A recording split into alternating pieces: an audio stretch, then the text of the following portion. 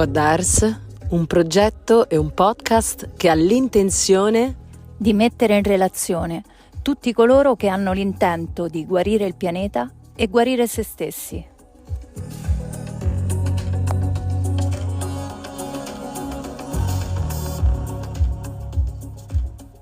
Benvenuti a Goddars, il podcast della gente che cura e si prende cura del pianeta. Oggi siamo qui con Antonio. Ciao. Ciao Antonio. Ciao. E dobbiamo un attimo gestire meglio i microfoni. Avviciniamoci. Allora Antonio, carissimo, siamo qui nel salotto e approfittiamo di questo tempo morto per fare due chiacchiere. Dici un po', tu chi sei? Chi è Antonio Cutro? Beh, una bella domanda. E tante cose insieme. Sicuramente c'entra con le piante, gli alberi, che amo tanto e sono anche una parte della mia vita, del mio lavoro. E anche Antonio piace giocare, costruire e andare. Interessante questa cosa. Io ti ho conosciuto proprio per quanto riguarda il tuo lavoro di, come si dice in italiano, abbattitore di piante?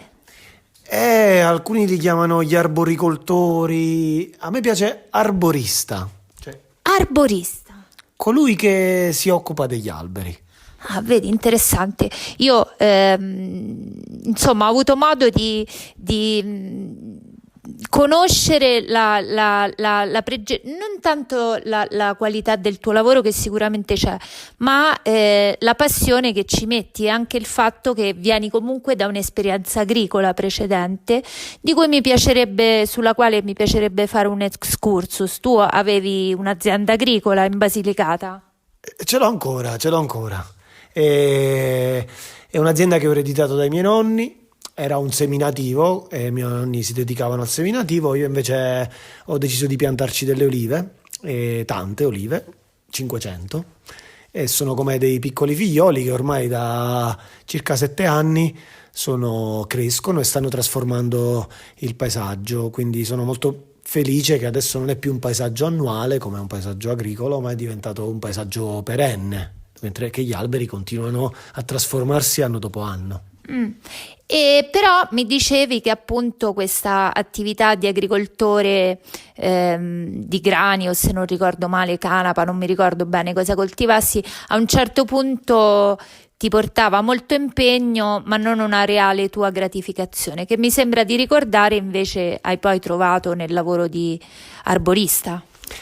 Io venivo già da questo lavoro, già lo facevo prima, quindi già mi dedicavo agli alberi, alla potatura dell'olivo, potature di grandi alberi, e a un certo punto c'è stata questa occasione di prendere in gestione questo terreno e l'agricoltura naturalmente mi ha fatto mettere un po' radici in Basilicata. Io di solito giravo già tutta Italia e ho avuto questo periodo più radicato, però devo dire che a livello energetico dopo un po' ho cominciato a soffrire di non avere quella rete di contatti e rapporti che avevo prima, e quindi adesso ho ripreso di nuovo a girare un po' di più, perché gli alberi adesso, le olive, non hanno più bisogno di tante cure, e quindi vado un po' meno spesso e mi dedico di nuovo all'andare, ecco. Vai un po' meno spesso da te, intendi, a curarli? Sì. Io ho tutto inerbito, naturalmente nelle interfilari delle olive è tutto inerbito, quindi per ripristinare tutto basta passare col trincia e tutto diventa un po' questo sorta di, tra virgolette, campo da golf, tutto molto bello, e mi sembra la natura sia felice anche senza di me. Quindi diciamo che da agricoltore sei passato ad essere arborista anche più per una questione di tuo gusto personale, cioè come piace a te più vivere? Basilicata, nella zona dove sono io, purtroppo i grandi alberi e il lavoro, operatori che lavorano sugli alberi non sono così richiesti. È molto saltuario, quindi purtroppo ho poche occasioni di potermi esprimere da questo punto di vista. Allora c'è bisogno un po' di andarsela a cercare il lavoro e diventa una duplice cosa, sia il fatto che ti permette di stare in posti nuovi, in altre comunità, in altri posti, diciamo, d'Italia ed Europa, e anche crea quel movimento. Però soprattutto in Basilicata purtroppo il lavoro di arborista non è così richiesto, ecco. Mi raccontavi che recentemente sei stato in Germania e ti sei trovato molto bene in merito sia all'organizzazione del lavoro e anche a, diciamo, la cura e l'attenzione che in questa città dove sei stato la municipalità dedica alla cura del verde urbano. Sì, Amburgo è una città speciale da questo punto di vista. La municipalità dedica e investe tantissimo, tanti milioni di euro perché gli alberi siano curati in una certa maniera, e effettivamente l'immagine generale della città è fenomenale, perché ci sono alberi maestosi praticamente dovunque, curati molto bene. Ed è un po' il paradiso per noi che facciamo questo lavoro, perché ti viene richiesto un'altissima qualità del lavoro, quindi proprio come i disegnini dei libri, ecco, devi potere come i disegnini dei libri. Non pensavo fosse possibile, invece esiste. È la prima volta che vai in Germania a lavorare? In Germania sì, in passato ero stato in Inghilterra, però devo dire che in Inghilterra non avevo trovato, nel sud dell'Inghilterra in particolare, non avevo trovato così tanta attenzione nel anche catalogare, monitorare gli alberi. Non mi era sembrato così, almeno nella zona dove ero nel Devon, non è una zona particolarmente ricca dell'Inghilterra, però in Germania devo dire che la qualità è davvero diversa, molto molto alta. E in Italia hai lavorato, dove ti sei trovato bene? In Italia ho lavorato in diverse zone, ho lavorato in Toscana, nella zona di Firenze, molto, anche zona Prato, mi sono trovato bene, anche perché i colleghi che mi hanno accolto a volte non è tanto forse il contesto, forse sono i colleghi che ti accolgono e ti introducono in un certo modo e l'esperienza diventa bella, quindi è molto soggettivo. Però ho lavorato bene anche nelle zone del Lago Maggiore. Sì. Ora ti faccio una domanda un po' provocatoria. Siamo in un momento in cui si fa un gran parlare di piantiamo alberi, è importante piantare alberi. Tu fai il lavoro contrario. Vuoi spiegare a un pubblico che magari non è assolutamente diciamo digiuno di tali argomenti, l'importanza di prendersi cura degli alberi cioè perché lo fate? Qual è il bisogno della pianta? Perché arrivate ad abbatterla, oppure se le potature, insomma, parlaci un po' che cosa vuol dire prendersi cura di una pianta. Una pianta, parliamo di piante grandi, piante adulte, piante veterane, quindi piante secolari, ma anche di piante piccole. Prendersi cura di una pianta non è soltanto piantarla. Piantarla è solo il primo momento e l'inizio. Poi naturalmente la pianta ha bisogno di essere seguita, perché è una pianta che non vive più in un contesto naturale. In un contesto urbano, periurbano, la pianta va seguita e va gestita in una certa maniera. E, diciamo, con la figura professionale, la mia figura è quella che, diciamo, dà gli indirizzi quando la pianta è giovane, o gestisce delle situazioni che si possono creare nella pianta, dei rami che possono diventare a lungo andare pericolosi. È una sorta di persona che fa sì che la pianta sia al meglio possibile per se stessa e soprattutto anche per le persone che ci stanno intorno, per i pedoni, se le piante sono in un parco o in una zona a alta frequentazione, o per esempio o in una scuola. Quindi è come diciamo la figura professionale che dà quelle piccole, perché in effetti quanto meno più piccoli e leggeri sono gli interventi, tanto meglio, quindi è necessario di fare grossi tagli, ma a volte si tratta di fare delle piccole regolazioni che poi per i prossimi 5-10 anni sono lungimiranti, ecco, diciamo che è una figura lungimirante, se posso riassumere in una parola. Ah, parlavi di questa differenza tra albero urbano e albero in un contesto suo naturale. Quali sono, a tuo modo di vedere, secondo la tua esperienza, le caratteristiche che definiscono un albero in natura da un albero che vive in un contesto urbano?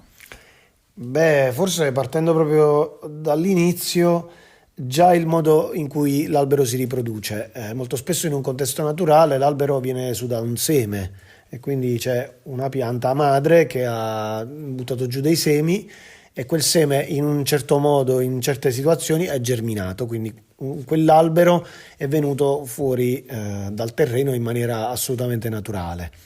Chiaramente questo è il metodo migliore, vabbè, ma non era indubbio che questo è il metodo migliore. Normalmente invece in ambito urbano sono piante che vengono da un vivaio, quindi hanno ricevuto dei trattamenti, successivi rinvasi, sono state rinvasate molte volte e molto spesso la loro vita sono nate dentro, diciamo, sono nati in un ambiente artificiale, seppur da seme, però non hanno potuto vivere dentro in un contesto naturale, quindi sono piante che non possono essere uguali a quelle che stanno in un contesto naturale e proprio per questo vanno prese delle piccoli accorgimenti, perché non parliamo di grandi cose, piccoli accorgimenti durante l'arco della vita della pianta che naturalmente supererà, si spera, più cicli di vita umana, perché si aspetta che la pianta duri sicuramente più di un uomo.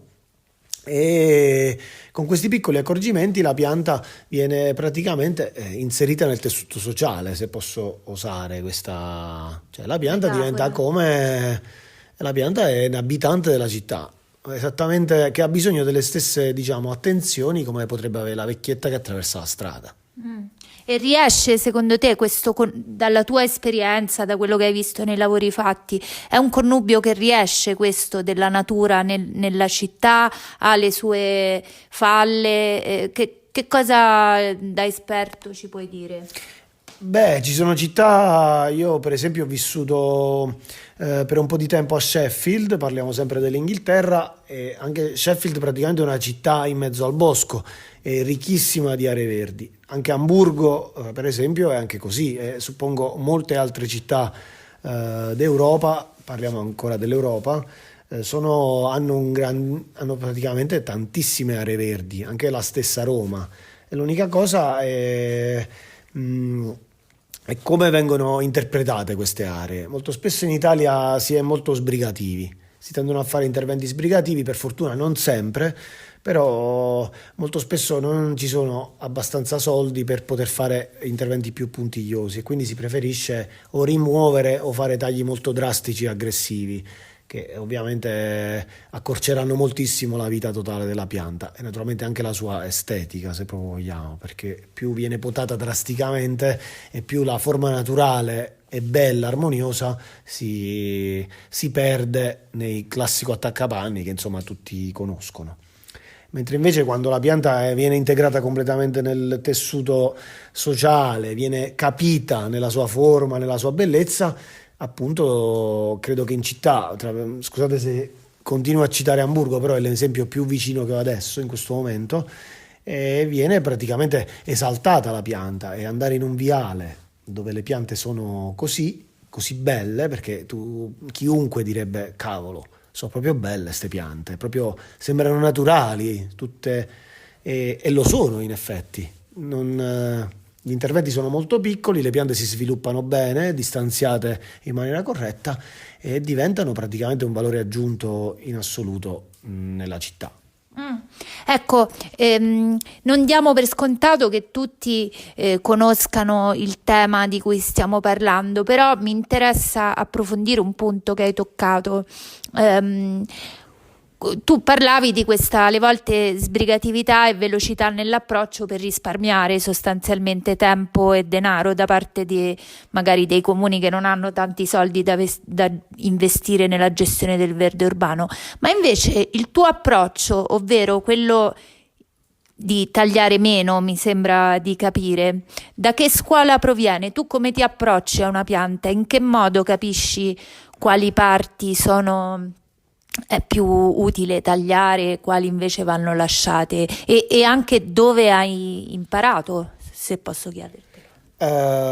Allora, l'approccio a cui mi riferisco io, che è quello, diciamo, è un approccio molto moderno, parliamo degli anni '80 più o meno, e viene chiamata infatti moderna arboricoltura, proprio per distinguerla da quella che poteva essere l'arboricoltura tradizionale. E la moderna arboricoltura nasce da un signore, uno scienziato molto importante e poco conosciuto per la verità, che si chiama Alex Schaigo, e lui e tanti altri scienziati, lui diciamo è il culmine, però non è soltanto lui naturalmente, ha cominciato a diffondere una serie di, facendo grandi sperimentazioni, grande ricerca scientifica dietro, una serie di nuove direttive per approcciare all'albero. Quindi come l'albero diventava quasi diventava doveroso conoscere alcune cose dell'albero che non si conoscevano tanto. Si sapeva che tipo di legno, si conosceva molto bene tante cose della pianta, però non si sapeva bene soprattutto come tagliare, quali erano che cosa succedeva se tagliavi in un modo, se tagliavi in un altro, se facevi tagli grandi. Questa persona, oltre a tanti altri contributi che ha dato, ha finalmente dato, è una teoria però è avvallata da tantissimi studi, a che cosa succede veramente all'albero quando lo si taglia e che cosa succede all'albero, quali sono i meccanismi di difesa. Questo è un argomento era totalmente nuovo, parliamo degli anni 80, 1980, insomma più o meno lì, quindi pochissimi anni, considerando che la cultura, diciamo, l'albero è al fianco dell'uomo da praticamente sempre. E questo è sicuramente, la moderna arboricoltura è stato un grande stimolo. C'è una sorta di sensibilità maggiore rispetto alla pianta, a quello che le succede quando noi andiamo a intervenire, anche forse a trattarla un po' più come un essere vivente e meno come un arredo. Diciamo che quello è il punto di partenza, perché bisogna sapere come effettuare i tagli e quindi non è più una cosa che deriva dalla tradizione, mio nonno faceva così, però quell'altro fa in un altro modo. È diventato un modo che ha uniformato, e Alex Schaigo credo che abbia avuto il merito più grande di avvicinare il mondo degli operatori, per esempio proprio le persone che operano sulle piante, che materialmente seguono i tagli, avvicinare il mondo degli operatori al mondo degli scienziati. Di solito questi due mondi erano sempre stati distinti, perché l'operatore non era formato e lo scienziato era iperformato. Però che succedeva? Che lo scienziato, andando in un viale potato male, faccio un esempio così per assurdo, si indignava, diceva: cavolo, perché sto operatore non sapeva? Perché i due mondi erano totalmente lontani. E lui invece si è sforzato tantissimo di voler avvicinare questi due mondi, facendo dei compendi con disegni semplici, in modo che anche l'operatore, senza scendere troppo nel dettaglio, poteva conoscere i piccoli principi che regolavano appunto l'esecuzione corretta di alcune pratiche. E credo che a lui si debba proprio questo avvicinamento del mondo della scienza col mondo degli operatori. È un approccio totalmente nuovo. Questi due mondi prima non dialogavano, quindi io e i miei colleghi adesso nei corsi che si fanno, nelle formazioni che si fanno specifiche, c'è questo approccio qua, dove anche se non sei totalmente al corrente di che cosa c'è dietro quella scienza, però hai una buona chiave di comprensione di quella scienza. In questo, sì. Come viene definita proprio la scienza di Alex, perdonami? Alex Schaigo. Schaigo, che tipo di scienziato è? Alex Schaigo era uno scienziato comunque che nel campo della botanico, selvicoltura. Non lo so, ecco, non lo so. Perfetto. Però sicuramente è molto vicino alla selvicoltura. Non so esattamente se era un naturalista, un botanico, un biologo, non lo so, non lo so. Va bene. Invece, se un giovane, sentendo questa nostra chiacchierata, volesse approcciarsi a questo mestiere, tu cosa gli consiglieresti? Beh, è un mestiere molto bello. Naturalmente non abbiamo detto che non si è citato la maniera in cui si approccia alle piante. Io personalmente, come tanti miei colleghi, ci andiamo con le funi sulle piante, che è un approccio molto molto delicato, quindi non c'è bisogno né di macchinari né di piattaforme aeree, quindi noi ci arrampichiamo utilizzando le funi. Grazie a questo metodo possiamo andare precisamente in ogni parte dell'albero e andare a fare una cosa molto precisa, puntigliosa, mentre invece una piattaforma aerea con il suo ingombro purtroppo rende difficile andare proprio nel punto dove vuoi, quindi è un metodo molto molto rispettoso. Naturalmente ti consente anche di stare a strettissimo contatto con la pianta. E per risponderti alla domanda, ci sono diverse scuole in Italia se vogliamo considerare la situazione italiana, c'è la scuola agraria di Monza, formazione 3T, ci sono tante realtà che offrono tanti tipi di corsi di arboricoltura, corsi per esempio di corretto utilizzo della motosega, di potatura di vari tipi di essenze, cioè ci sono tante, c'è un'offerta formativa abbastanza interessante, specialmente negli ultimi tempi si è molto molto ingrandita, perché tantissime persone hanno deciso di intraprendere questa carriera ed è un mondo che si apre, perché sono tantissime porte che poi si aprono e naturalmente ognuno poi la sua specializzazione, ecco, non c'è una sola direzione. Poi ieri mi raccontavi di questa esperienza bellissima ad Amburgo proprio perché ti sei ritrovato in mezzo a un contesto molto internazionale, c'erano arboristi da tutte le parti del mondo. Sì, la ditta dove ho lavorato è una ditta molto aperta sia al lavoro anche femminile, quindi tantissime colleghe donne, che non è una cosa diciamo scontata, perché specialmente in Germania mi raccontavano che è una situazione le donne non hanno molto spazio per fare questo lavoro, soprattutto il lavoro su fune, che viene ritenuto un lavoro molto duro. Invece ho avuto il piacere di avere tantissime colleghe donne e apprendere tantissimo da loro la delicatezza e la quiete e l'attenzione con cui operavano, quindi è stato un bellissimo confronto con loro e tantissimi colleghi soprattutto da tutto il mondo, Germania, Nuova Zelanda, scusate, Germania non vale, però c'era Nuova Zelanda, Argentina, tantissimi colleghi italiani, e c'era veramente da ogni parte, Francia, ed era un via vai di persone, è una ditta molto aperta allo scambio, infatti è un'esperienza veramente interessante. E poi andiamo a parlare un po' più nel dettaglio della tua attività di potatore e facilitatore della potatura per altri, ovvero tu fai corsi di potatura qui in Italia, se non sbaglio, giusto? Sì, di potatura dell'olivo. L'olivo è una passione che ormai da un po' di anni veramente rasenta quasi l'amore, è una passione proprio molto forte. È iniziata giù nel sud da me e dopo ho conosciuto degli amici a Cerveteri che mi hanno introdotto ancora di più in questo mondo dei corsi di potatura, dell'interscambio di conoscenze, e adesso da un po' di anni, oltre a normalmente potare le piante, ho cominciato anche a instradare le persone che volevano a capirci qualcosa nel meraviglioso mondo dell'olivo. E man mano che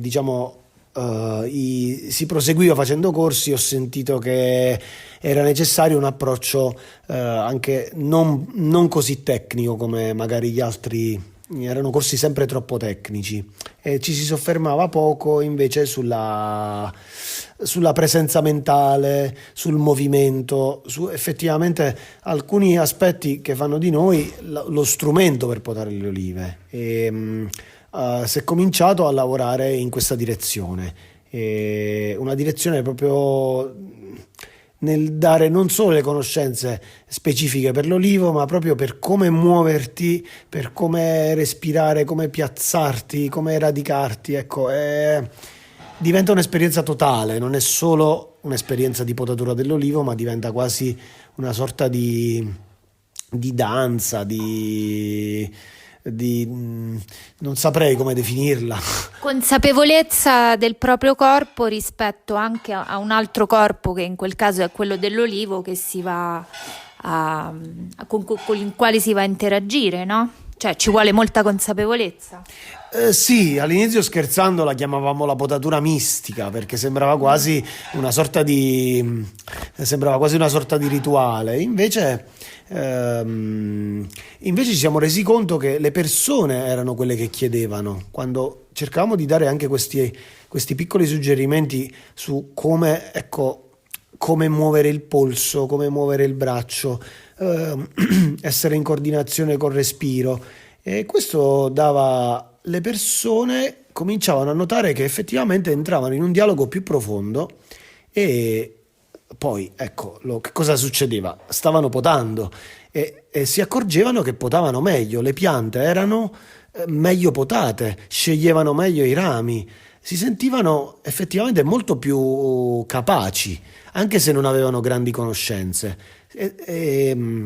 Man mano abbiamo cominciato a capire che era una strada interessante da percorrere perché si creava un dialogo, che l'essere vivente olivo entrava in dialogo con la persona e i risultati sono molto belli e ci sentiamo bene nel proseguire questa strada che è molto sperimentale. Io non l'avevo personalmente mai sentita da nessuna parte e devo dire che se non cercavo corsi così, c'è stato un momento in cui cercavo questo tipo di corsi ma non c'erano e allora ho detto forse tocca farlo noi. Senti, un'ultima cosa,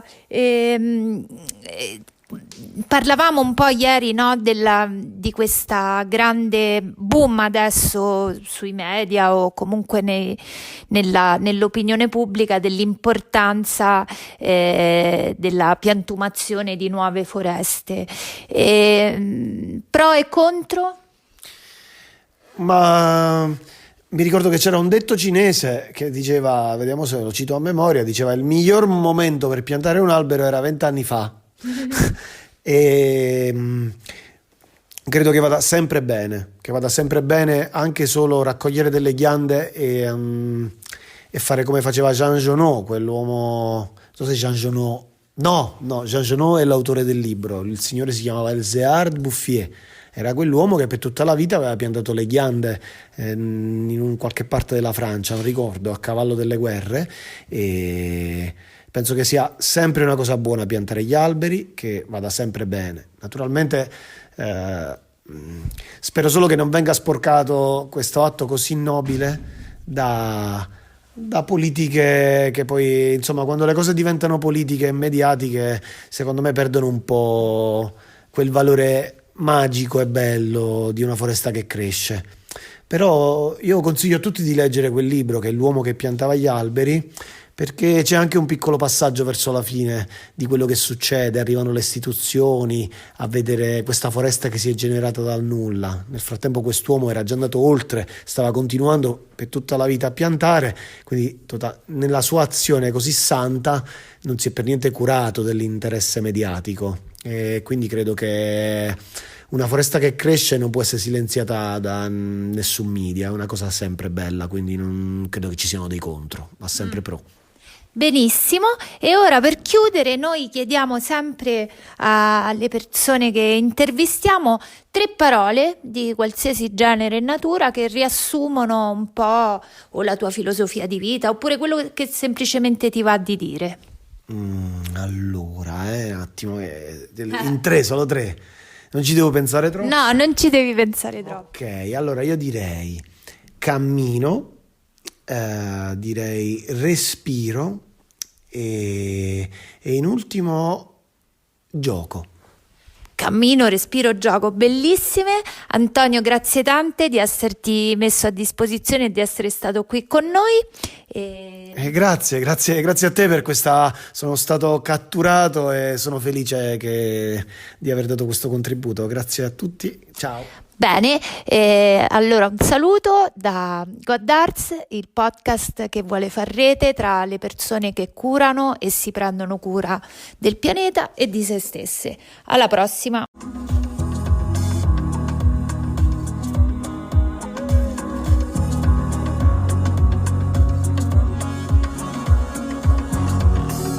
Godards, un progetto e un podcast che ha l'intenzione di mettere in relazione tutti coloro che hanno l'intento di guarire il pianeta e guarire se stessi.